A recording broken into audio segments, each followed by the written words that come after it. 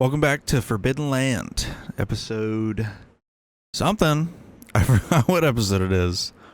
So we did Forbidden FM last week. We did a live election coverage, and I ended it kind of early because I had a horrible headache. And it started kind of going off the rails because I was getting a little too buzzed, allegedly. But Forbidden FM came out, and after the show ended, it was pretty obvious to me that Trump was going to win. You know, I kept saying it leading up to the election that I had a feeling that Harris might win, but if she does, it'll be by a very slim margin. And I also said that if she loses, it will probably be a complete collapse of her electoral chances. And I was right.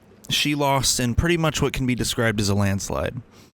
The popular vote didn't even go in her favor. She lost the popular vote by millions of votes. And she also got one less electoral vote than Hillary Clinton did in the 2016 election. Now, I've seen people say that people didn't vote for Harris because she's a woman, because she's not white. You know, they've given this list of reasons. All of those reasons take the blame off the Democratic Party. All those reasons take the blame off the Democratic Party and shift it over to the voters. I've seen people blame leftists, which it's mostly liberals doing this. I've seen liberals blame leftists. I've seen liberals blame Arabs. I've seen liberals go full Islamophobic on it, on that beat. And I gotta say, honestly, we should have known it was over the moment Amy Klobuchar said, "Imagine Sanders and Cheney on a bus with a Brat Fall sign." That's the moment we should have seen the end. And it's not because of the inherent cringe of the comment where she says, "Imagine the most socialist Democrat and one of the worst war criminal Republicans in history on the side of a bus holding a Brat Fall sign." It wasn't the cringe of that. It was the fact that Dick Cheney is even in the conversation at all for the Democrats. And this is why I think she lost. Here are the electoral maps. Here's the electoral map. This is the final electoral map for this year, for this election. This is embarrassing. This was what Joe Biden won by. Joe Biden won almost every swing state that was a swing state this time around, with the exception of North Carolina. This is embarrassing, to say the least. Oh, and he won Arizona. And then this is what Hillary Clinton lost by. Lost almost the exact same states, with the exception of Nevada. You know, what state did Trump pick up that... With that gap there. What state did Trump pick up that gave him one less vote? Like, what state did he pick up that he didn't this time? Anyways, Harris lost by a lot.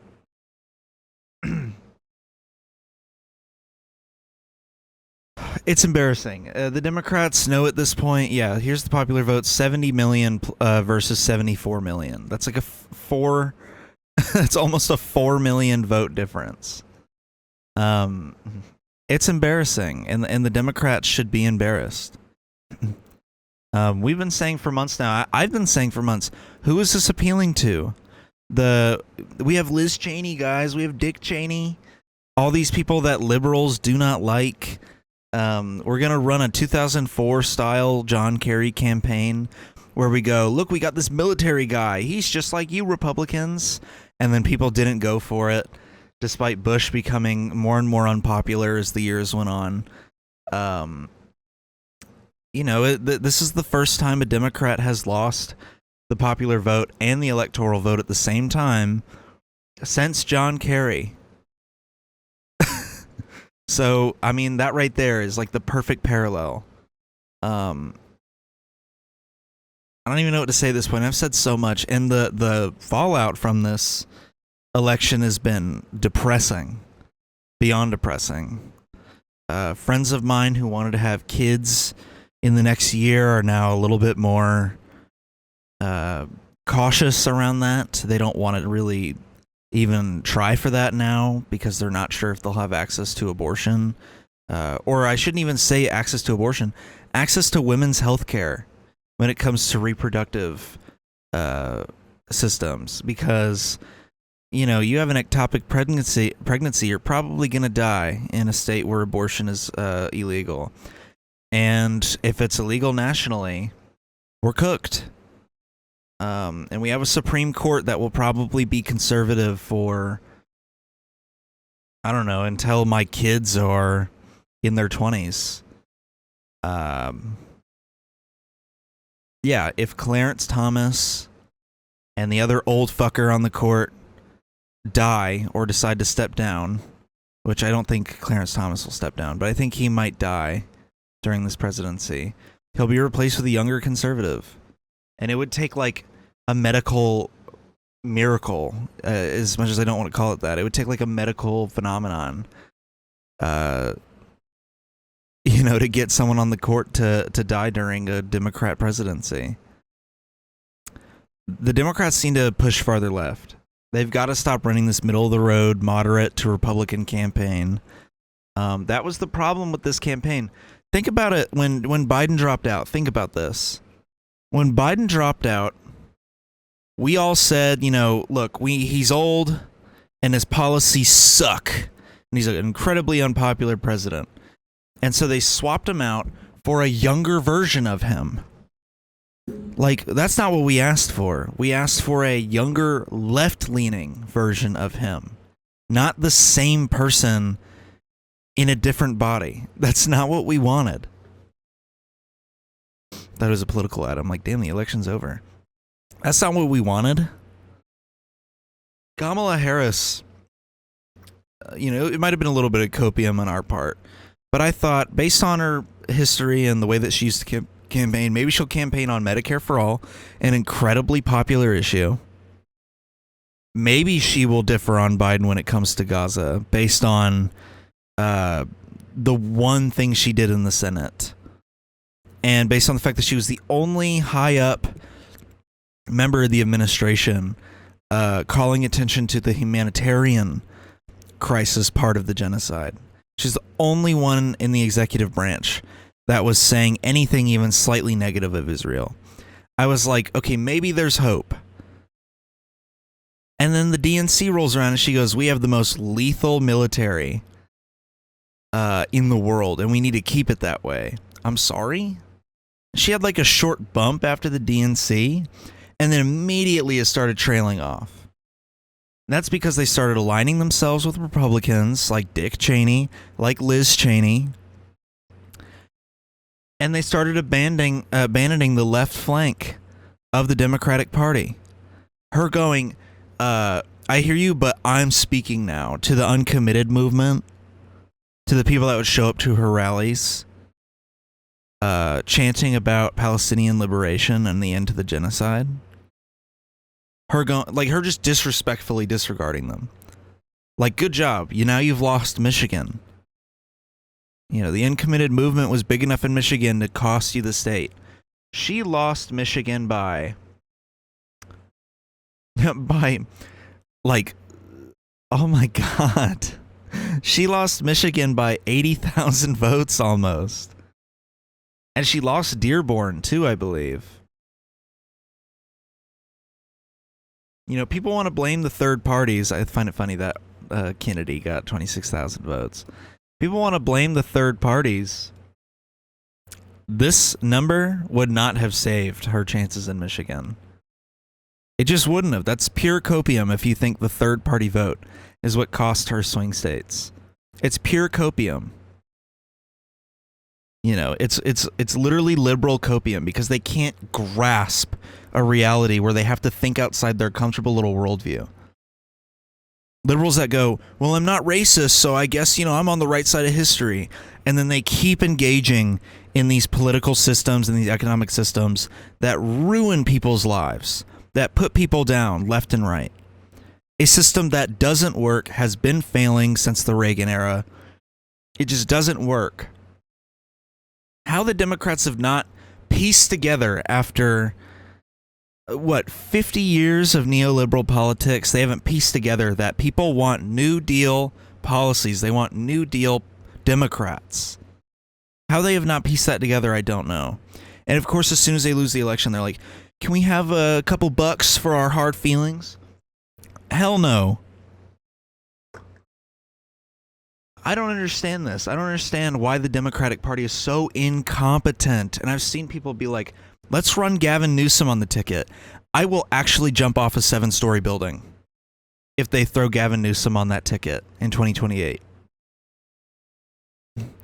I will launch myself off a tall skyscraper. Absolutely not. Here are the conditions for running someone like Gavin Newsom. Because yes, Gavin Newsom as a personality is enough of a psychopath where if the if the term limit is abolished, then if Trump runs again for some ungodly reason, then yes, Gavin Newsom could definitely dismantle him. If J.D. Vance is the next candidate, which he probably will be, then yes, Gavin Newsom can probably dismantle him. But unless Gavin Newsom fixes the homelessness crisis in California in a meaningful way, in a way that the voters have been asking for years now, the way that voters have voted to have affordable housing built in California, and it's just sitting in a fund somewhere because Gavin Newsom keeps folding to the HOAs in California. If he doesn't fix the homelessness crisis, it's over. That's the perfect campaign message to run. They even showed us a little preview of it with Harris, because Harris is the former senator from California. She's the former attorney general of California. They showed us a little sneak peek of how they would deal with a California candidate, saying that she let crime run rampant in California. That's what they're going to do for Gavin Newsom. They're going to go, look at the homelessness crisis in California. Look at all the looting and the stealing. Look at all the crime. He's got to turn that state around. I've seen people use his Ron DeSantis debate as an example of, him being a ruthless candidate. I don't disagree. I think Gavin Newsom is a fierce personality. I think he is a Trumpian figure within the Democratic Party, but he's too moderate. He's too liberal. He needs to push into the progressive flank. He needs to run on Medicare for all. He needs to run on affordable housing. He needs to run on lowering costs and all that stuff. None of this, we're going to cut the red tape so governors in red states can build more housing. We don't have a lack of housing problem in this country. They're building housing all around me in this fuck-ass town that I live in. All over the place here. They're building homes. You know what, though? Those homes are so expensive. Cut the housing costs and raise wages. Foster an environment where the economy can raise wages and then cut housing costs down. That is the solution to the homelessness crisis, or at least part of it. It's one of the many pieces of a solution. The other solution being affordable housing so people can get on their feet and get out of the situation that they're in, and then from there they can move into the housing market. It is ridiculous to me that the Democrats ran we have a lack of housing problem when that's not the problem. The problem is that all the housing they're building around me right now, it's like 4 3-story townhomes smashed together into one building. You've probably seen it on my streams before because the concept art is literally the picture that they posted of the thing they were building. Each little sliver of the building, each fourth is like $300,000. Let me pull up the concept photo so you see what I'm talking about. Each little sliver is $200,000 to $300,000 when they first started selling them as brand new units. I can't even imagine how expensive they're going to be now. Now that people live in them and they're going to want to make a profit on them. Let me show you what these disgusting fucking houses look like. Look at this. This is what they look like. Each one of those pieces is like 200 to 300 grand. I don't live in Atlanta. I don't live in the city. I live in like a normal town, and that's what that looks like. Or that's how much that is, I mean. That's insane. It shouldn't even be that expensive in the cities, but like, my God, that'd make more sense. So we don't have a housing shortage. We have a housing pricing crisis. You know, Gavin Newsom needs to run a campaign that appeals to the left. Liberals will fall in line. Liberals will vote for whatever you want. There's more liberals and progressive-leaning people in this country than there are disgusting right-wing bigots. There just are. People saying Hillary Clinton's calling Trump's base a basket of deplorables is what lost her the election are crazy. It's not what lost her the election. What lost her the election was her dog shit ass campaign of saying to people, yeah, I'm just going to do what we've been doing for years now, except a little bit worse, and also I'm embroiled in tons of controversies.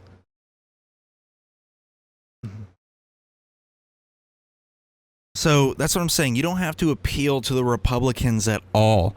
You just have to run popular policies that have been focus tested, by the way. They've been tested, and they are popular. Hopefully by 2028, there is no ongoing genocide, because that is going to be a disaster if there's something like that and the Democrats go, you know, we can't really acknowledge that they're like, fuck off at that point. Lose another election then. I beg. Go ahead. Lose another one. If you want to actually win, maybe don't look like psychopaths. Reality denying psychopaths. Yeah, look at how many Democrats didn't show up to the polls. Look at how many. 11 million Democrats didn't show up to the polls. And like 2 million Republicans didn't show up. If they did, they didn't vote for Harris or Trump. You know.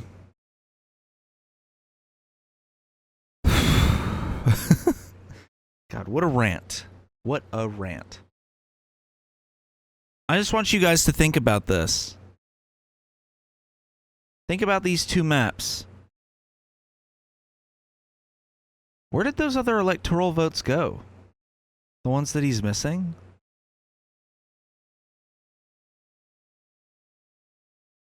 What is going on there? That's weird. There's this little gap here. Because he gained them in this election. Maybe it's just a glitch with the map. Yeah, remember those maps when you go to run again. Democratic operatives have already come out and told the media, by the way, that they were begging the Harris campaign not to campaign with Liz Cheney. It's so funny. Like seeing them come out and be like, "No, we were on the ball," and the leaders of the Democratic Party were still like, "No, actually, I think it would be a good idea if we campaign with Liz Cheney. Let's put Bernie Sanders and Liz Cheney on a bus holding a Brat Falls blah, blah, blah, blah, blah. See, I'm going crazy. Ah! Bernie Sanders came out and posted some fucking fire on the timeline, coming out and being like, the Democrats are at fault for this election and this is why they fucking blow. It's so funny. And he basically blames their just inability to acknowledge what's going on in Gaza as a reason why they lost, at the very least, Michigan. And according to exit polls, 34% of Democrats would have felt more comfortable voting for the Democratic Party this time around if they had done an arms embargo, or at least introduced an arms embargo on Israel. So just remember that we now have tangible data to show that calling for a ceasefire or doing an arms embargo was popular messaging for the Democrats, and they just ignored it. I don't know. I don't even know what to say now. They wasted Tim Walz too. That's my other take on this, is that they wasted Tim Walz. What an awesome candidate Tim Walz would have been if they just held off on choosing a candidate till the DNC, and then they had chosen Tim Walz, and he ran a progressive campaign. Look at how much they backseated him in the latter half of the campaign, dude. It's so disgusting. They just completely backseated him on the latter half of the campaign. After that one CNN interview with Dana Bash, I hardly ever saw him anymore. And he was like the whole thing that got me hyped. Didn't I literally say when they chose Tim Walz, I went, how are they going to mess it up? I was like, look, they've already made two good decisions. You know, they chose Harris, who was the vice president. You know, safe choice, whatever. Maybe she can change up her messaging. She's already running a successful, at that point in time, she was already running a hyped up, juiced up campaign. And then we were like nail biting, waiting for her to choose a VP candidate. And she chose Tim Walz, the progressive Minnesota governor. Awesome. How awesome is that? I was like, wow, they're 2 for 2. How are they going to fuck it up? And then they go to the DNC. They don't allow the one Palestinian speaker who's a Georgia representative to speak at the DNC. And then she talks about what a lethal military we have. So, if their plan the whole time was to run a neoliberal Democrat campaign, like a moderate liberal campaign, they should have just chosen Josh Shapiro. At least they would have maybe won Pennsylvania. You know, at least she would have probably won Pennsylvania. If she had won Pennsylvania, would that have thrown her over the line? I don't think so. She lost Pennsylvania by a lot. Yeah, I don't think she would have been over. Yeah, she would have still had to win another swing state. So yeah, this strategy wouldn't have worked anyways if she had chosen Josh Shapiro and won Pennsylvania. She still would have lost all the other swing states. So, what does this mean? A Trump victory, a landslide even. What does this mean for the next 4 years? Well, it means that he has the potential to nominate 2 more judges, meaning he would have nominated all 5 conservative justices on the court, if it comes down to that. He has the chance to sign an abortion ban. Mitch McConnell's now the Senate Majority Leader. You know he will push a bill through the Senate for an abortion ban. The only way to stop that is to filibuster it, which will be the most ironic twist in history if the Republicans suspend the filibuster. They could implement an abortion ban. They have control of the Senate. They have a slim control of the House, I believe. They could implement that, a nationwide abortion ban. The only way that could be stopped is if there's a John McCain-style no voted on that bill, the way that the Affordable Care Act overturning was voted no on. I don't see that happening unless some bold Republican or two are like... I think it would actually have to be 3 Republicans voting no on that, so good luck. They'll probably remove the prescription drug price cap for people on Medicaid. They'll probably undo all of the regulations around capping off drug prices. We will now be not getting a price gouging bill because the Democrats are going to keep sitting on their hands for the remainder of the 2 months that they have left in office. He now has presidential immunity, too. So if the No Kings Act doesn't pass Congress and then get on Joe Biden's desk and he goes, and signs it, if that doesn't happen, then Trump will have full presidential immunity. Even that act won't stop him Because this is what's going to happen. He's going to get in office, even with that act in place. He's going to violate it left and right. And then the Supreme Court is just going to overturn the No Kings Act. So he's going to... they're already trying to kill me. He's going to abuse the Presidential Immunity Act, ruling. And he's just going to give Netanyahu the full go-ahead to keep glassing Gaza. I mean, that's what he's going to do. We've been saying that he would be worse for Gaza. And that's what's going to happen. He's going to tell Benjamin Netanyahu, like he's already been telling him for the last, 2 months. Yeah, just do whatever you want. Yoav Gallant, who's a war criminal, by the way, said... has apparently been telling Netanyahu for a while now. He has a warrant from the ICC. That's why I can call him a war criminal. He's been telling Netanyahu to stop the war for publicity reasons. He's like, we have nothing left to gain in Gaza, as if him stopping the war now won't prevent them from just going right back in 2 years from now. But yeah, Yoav Gallant said that. Netanyahu was like, get the fuck out of my administration. And he fired him.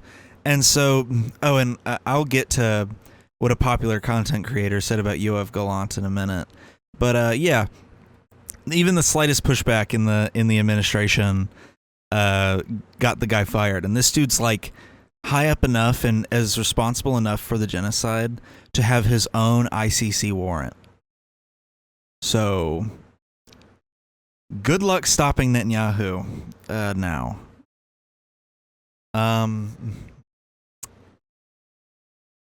So obviously my prediction about Biden dying within his administration didn't come true. Or at least, it probably won't. He does have until January 20th to fulfill my prediction. I've been saying for a while now it'd be the funniest turn of events if he resigned right now and made Kamala the 47th president and the first woman president of the United States, forcing Trump supporters to have to change all their merch again.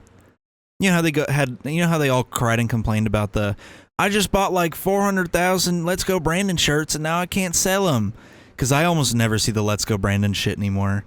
Yeah, now they have to get rid of all those MAGA hats that say 45 and 47.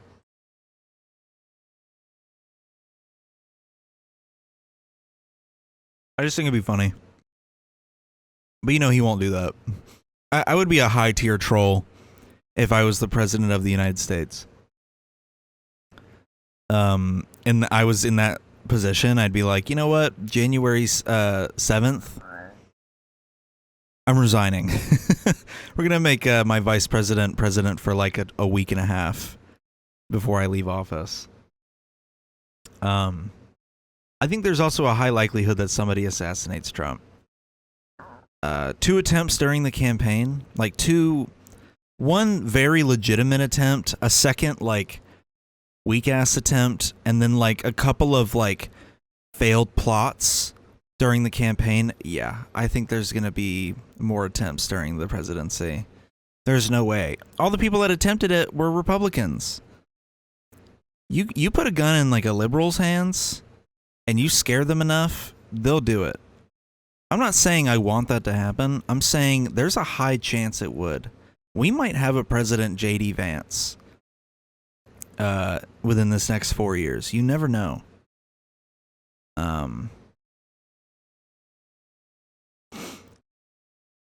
I've seen people be like they should run Gretchen Whitmer in 2028.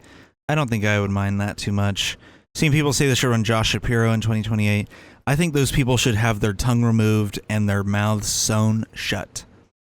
No thank you, don't want Josh Shapiro. Josh Shapiro is literally a Zionist. He's also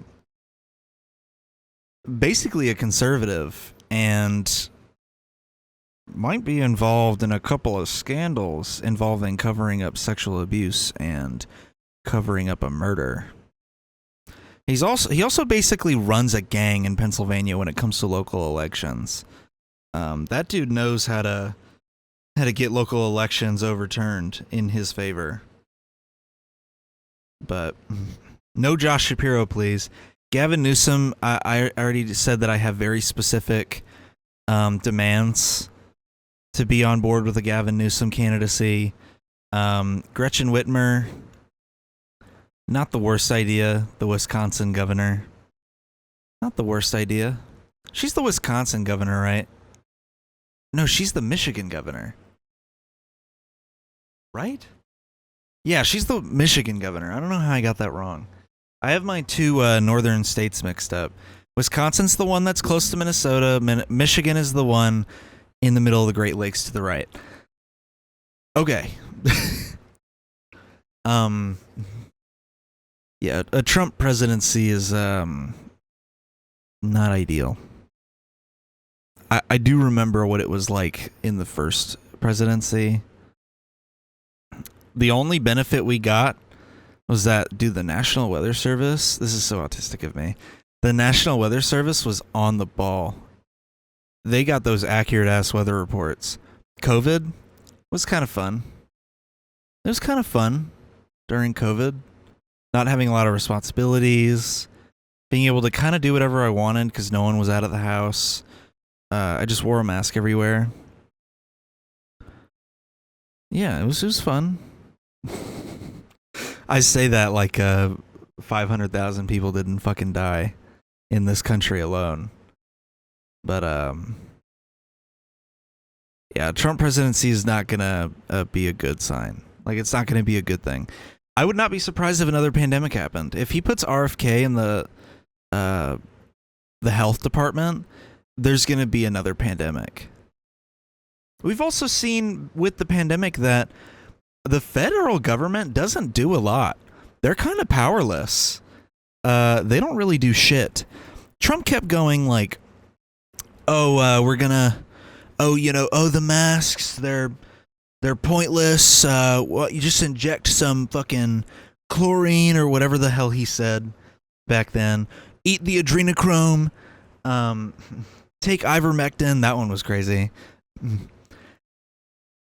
All the local governments coordinated masking efforts and social distancing policies. Corporations implemented their own social distancing rules. Honestly, I think we'll be okay. Is this presidency going to be scary? Yeah, it's a fascist takeover of the federal government. There's going to be no checks and balances. Congress is fully Republican now, and the executive and judicial branches are fully Republican now. Really, the only thing helping us right now is that some of the circuit courts are not conservative leaning, and some of the states are not conservative. We have a lot of Democratic governors in the country. North Carolina is still under Democratic leadership. Let's talk about some of the dubs actually around the country. I want to lighten the mood. Let's talk about some of the Democrat dubs. Although we lost the Senate, we still have 46 Democrats in the Senate, as well as 2 independents. And, right, 2 independents, right? I don't know. I believe I'm right about that. I believe we have 2 independents. But, wait, who's the O party?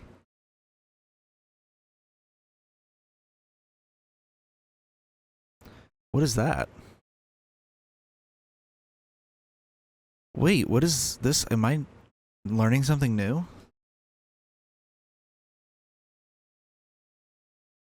Oh my god. Maine Senate race. What party is he in? Independent? Oh, well then why did they put the letter O on that? We have many independents, apparently. But yeah. We won we maintained a lot of our Senate seats. We only lost 3 of them. Let's not be doomer about that. In the House, it is still it is still not clear if the Republicans will take the House. They more than likely will. They are at 213 versus our 205. And they need 218 to have a majority. They have still not completely won the House yet. But we did gain... we could gain control of the House. We don't know yet. North Carolina has a Democratic governor. Delaware has a Democrat governor. Washington has a Democrat governor. Really, North Carolina is the big dub here. Because Mark Robinson tanked that election. I guess my takeaway is that there are Republicans in red-leaning states that we need... Or there are Democrats in red-leaning states where we need Democrats. Kentucky's a good example. Love that guy. I don't know. I'm trying to be hopeful here. God. Speaking of Yoav Gallant that I mentioned about 8 minutes ago, let's talk about a podcast that I do not watch anymore because let's just say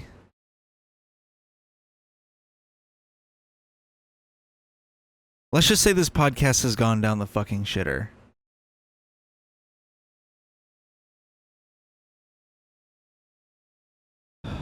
Where's the clip of what she said on the show? What's up, guys? Did you know we have a Patreon channel? If you want to go over to patreon.com/forbiddenlandpod, you can support this podcast. For $1 a month, you can simply just send me $1. For $3 a month, not only are you sending me $3 for support, you also get your own Discord channel and your own role on the Discord. And if you send me $10 a month, with a 7-day free trial included in that, you get all of my bonus content, including your own feed that includes these episodes and the bonus episodes. So if you want to hear my thoughts that I don't usually say on the public episodes, including a more just chill kind of episode in general, you can pay $10 a month and get those episodes. There's also a $15 tier with a 7-day free trial that is just sending me an extra $5 if you're feeling like you want to send me an extra $5. It's the same as the $10 tier. And there's a $100 tier. That's the same thing. If you want to send me $100 to support the project, go for it. It has the same benefits of the other tiers. So go on over to patreon.com/forbiddenlandpod and get some bonus content or a Discord channel or both. Back to the episode. On the election stream on the H3 podcast, Ela Klein said that Yoav Gallant is a good guy. Yeah, for Bibi sure. talk a lot, and Bibi's become a lot like Trump. Yeah, so. Bibi's his guy. They're like homies. Bibi's celebrating last night. Just the other day, Bibi fired a really good guy that a lot of people are pissed about, and he fired him because they had a disagreement, and that's so Trump coded. Well, he was like a moderating voice in the war room. Yeah. And he got rid of him, or at least a more moderate voice. I don't know anything about the guy. Just recognize his picture. He looked mean. I thought he was mean just because he looked mean. No, it's not. If you're wondering the context here, Ela watches a lot of Israeli news. That is something Ethan has said many times since last year. And she watches a lot of Israeli news. A lot of Israeli news is very biased towards the Israeli government for obvious reasons. It is Israeli news. Why would Israeli news, in the same way that CNN does for America, why would Israeli news be critical of the Israeli government in a meaningful way that goes against the core principles of what the Israeli government is built upon? In the same way of why would CNN go after the American government in a way that goes after the core principles of what the government was founded on, hence capitalism and all that stuff, if we're talking about America. She watches a lot of Israeli news. That is why she calls someone like Yoav Gallant a good guy. In the eyes of, like, right-wing Israelis, yeah, he seems like a moderate figure. He's the former defense minister, and he was calling for an end to the genocide, or end to the war. He's calling it a war. into the war in Gaza because there's nothing else there for the IDF. And Netanyahu was like, no, we're finishing this. Because Netanyahu's been in the game for like almost 30 years. And he's funded the group that they're fighting there. And so Yoav Gallant is also on record calling the Palestinians animals. He said on October 8th last year that they have to go after those animals living in the Gaza Strip. So calling him a good guy is not really a good thing to say. And she has stepped away from the show because of this.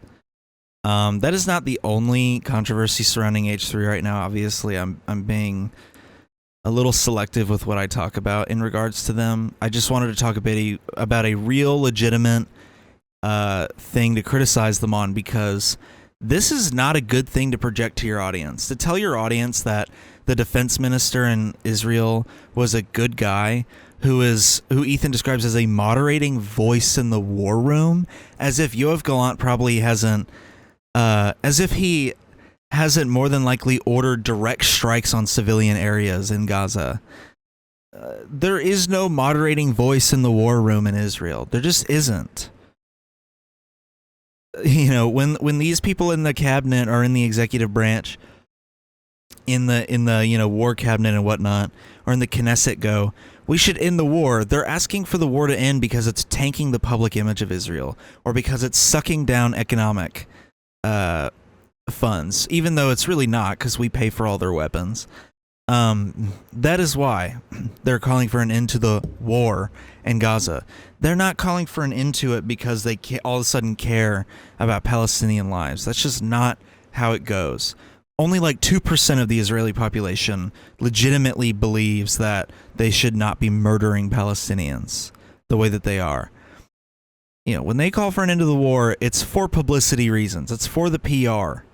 They don't want the Israeli public image to tank across the planet, which it already has. That's why that one guy, I forgot his name. There was a guy in the war cabinet that said back in June he was giving Netanyahu a deadline. I believe I called it Israel's war deadline. I believe it was a Forbidden FM episode where I talked about it, where the guy basically was like, if you don't pull the IDF out of Gaza by this date, I'm resigning. And the war cabinet was a very key coalition of officials that were continuing the bipartisan support of the war in Gaza. And because there are now multiple people dropping out of this cabinet, it ruins Netanyahu's chances of remaining prime minister. It does tank his chances of remaining in the office. So yes, calling Yoav Gallant a good guy is literally like saying Hitler's right-hand man is a good guy because he dissented like once during the Holocaust. That's literally like that's pretty much the equivalent of saying Yoav Gallant is a good guy. That's obviously not all the controversy they're tied up in. You know, they're tied up in a lot of other controversies at the moment. You know, such as, Yoav Gallant said he wants a complete siege of Gaza, no power, food, or fuel entering the Strip. They're in some other controversies, like,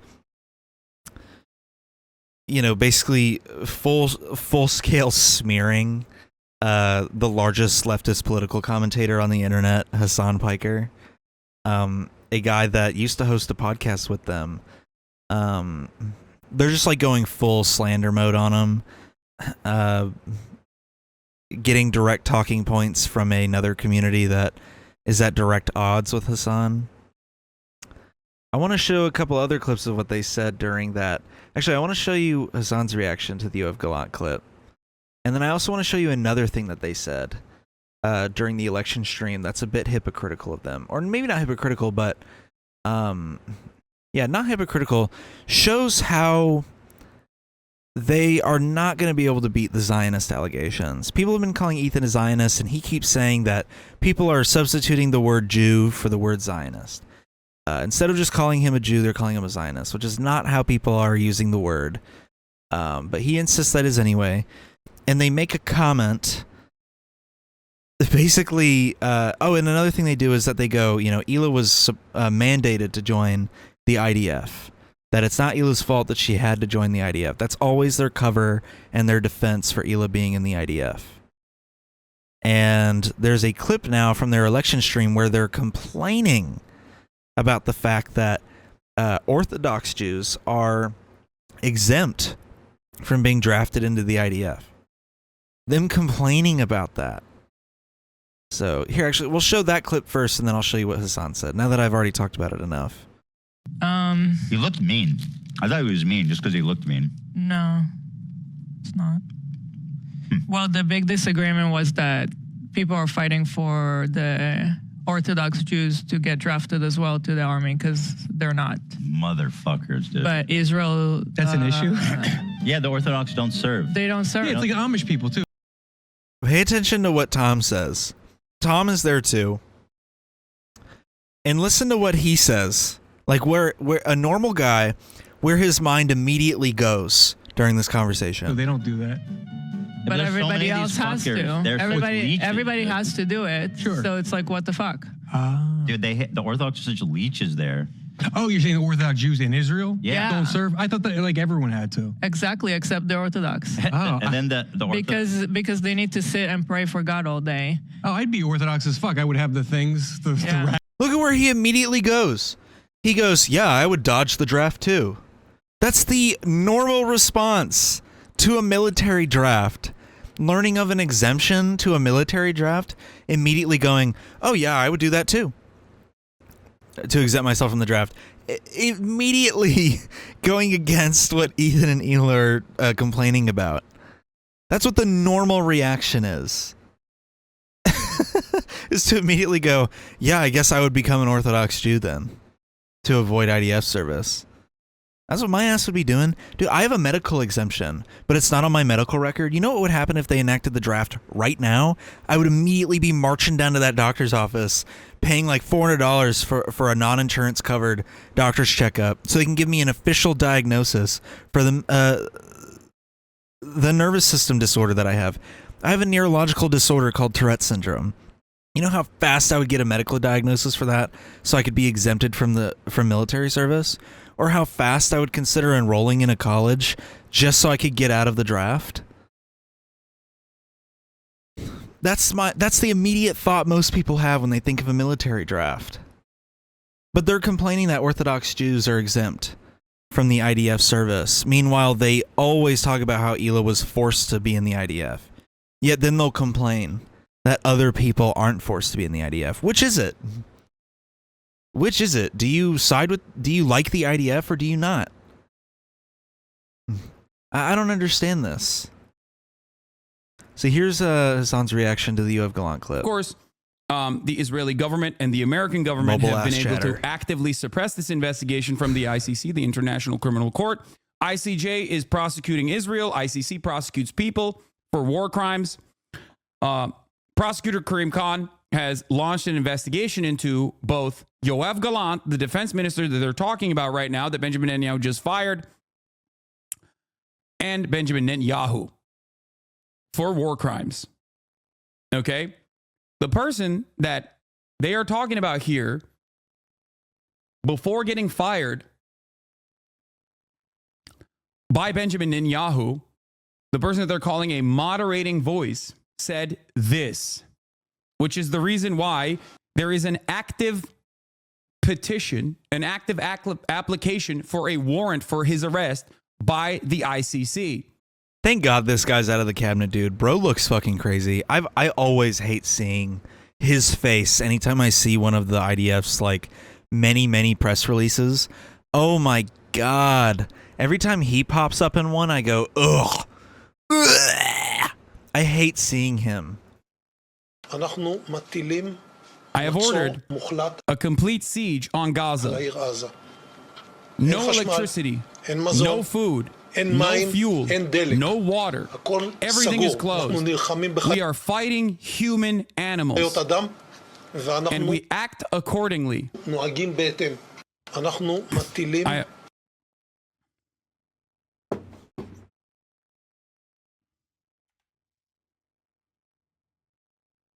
that is not a good guy. I'm sorry. It's not. And it's like shocking to see Ethan say this stuff. Yeah. And he got rid of him, or at least a more moderate voice. I don't know anything about the guy. Just recognize his picture. He looked mean. I don't know how you don't know anything about Yoav Gallant, brother. This has been 12 months.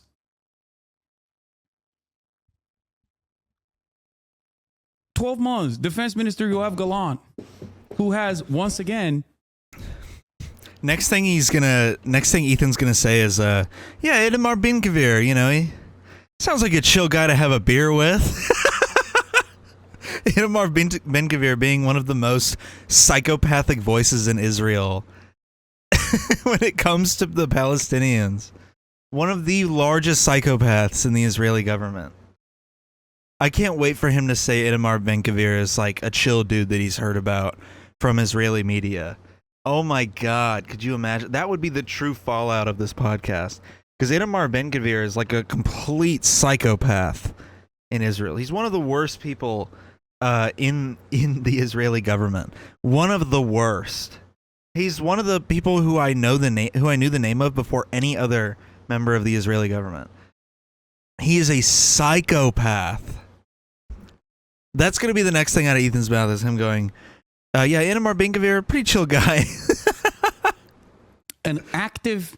Oh, it's so sad seeing the MAGA cowboy hat in the background, too, because that's literally from their show together. Court case against him for war crimes by the ICC. He is mentioned by name. Mean. I thought he was mean just because he looked mean. No, it's not.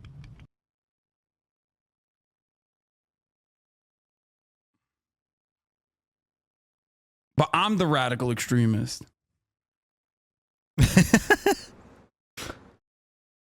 Yeah, how insane is that? That he just straight up goes, yeah, I don't know much about the guy, but Yoav Gallant is a moderating voice in the war room. How crazy is that?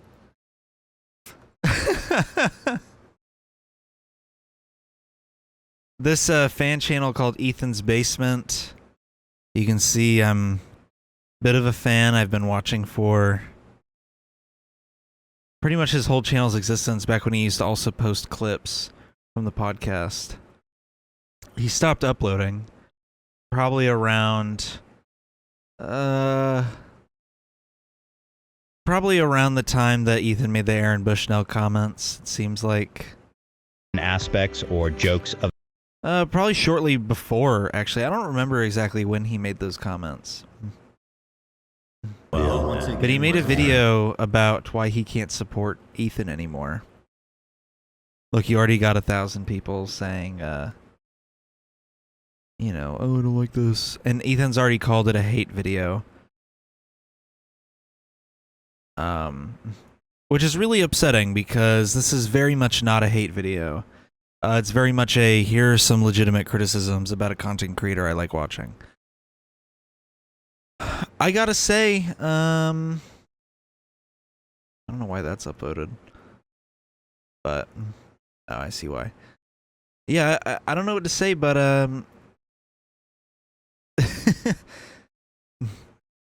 I am sick of, I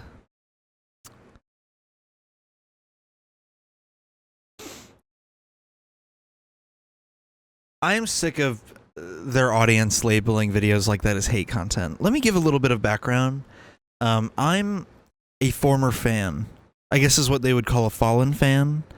You've seen me wear their products in podcast episodes before. You've seen me talk about them before. I stopped watching after he made a joke about Aaron Bushnell being really good at burning, is pretty much what the joke was. The joke. And then he yelled at his chat the next day about it, about people rightfully criticizing him for such a horrible joke.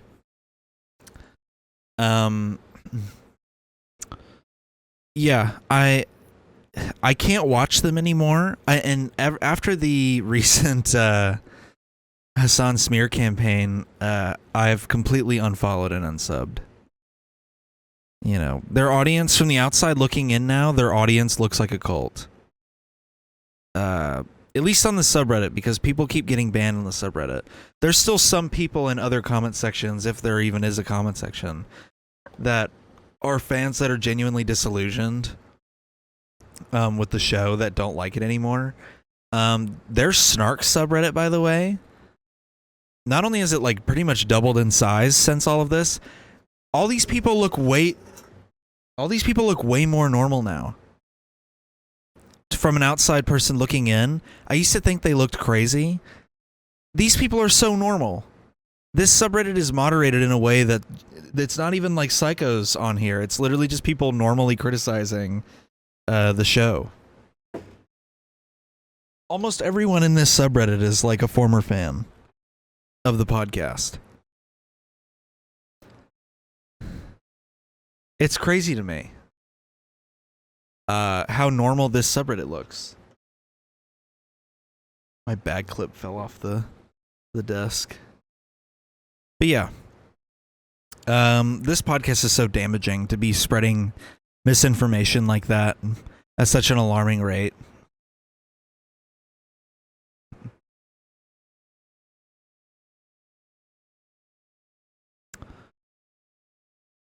I don't know, the UF Gallant thing really scratched an itch in my brain that pissed me off, so.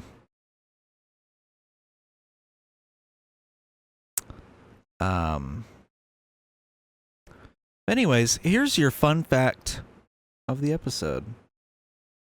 It's not even a fun fact because it draws back to the Trump win.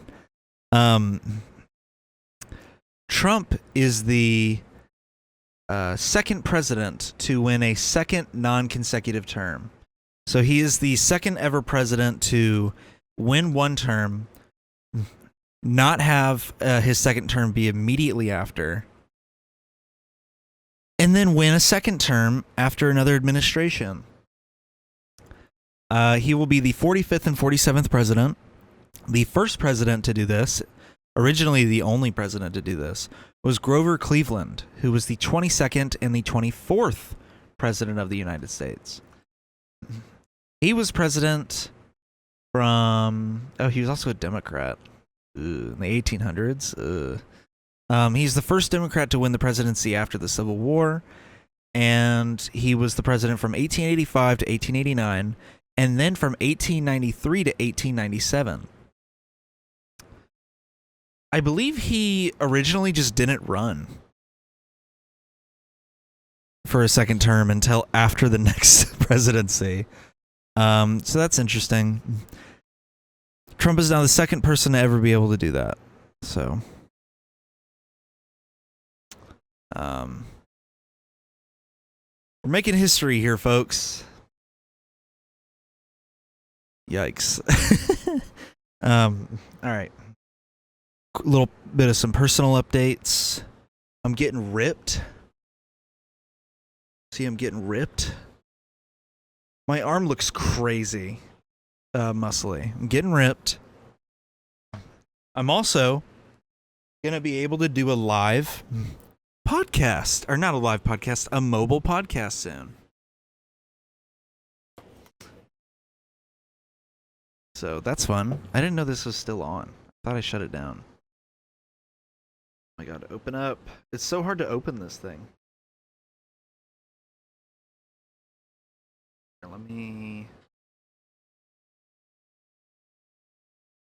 I can now take this MacBook with me anywhere I want with a microphone attached to it and a camera attached to it, and I can record the podcast anywhere I want now. Because now I have a MacBook with a battery life that'll actually survive. And actually has the power to record something like that. So those are my personal updates. I bought this MacBook from my mom's boyfriend, and now it's mine. Anyways, that is it for this episode. You can find us on Spotify, Apple Podcast, YouTube Music, if you want the audio only. You can also support this podcast at patreon.com/forbiddenlandpod. The $10 tier will get you bonus content. The tiers below that are just for support, and the tiers above that are bonus content plus just supporting me if you want to pay me more money. Yeah, so go check that out. Thank you for watching. Thank you for supporting if you did. And we'll be back on Friday. Yeah, we'll probably be back on Friday. So, all right. Have a good week. Peace.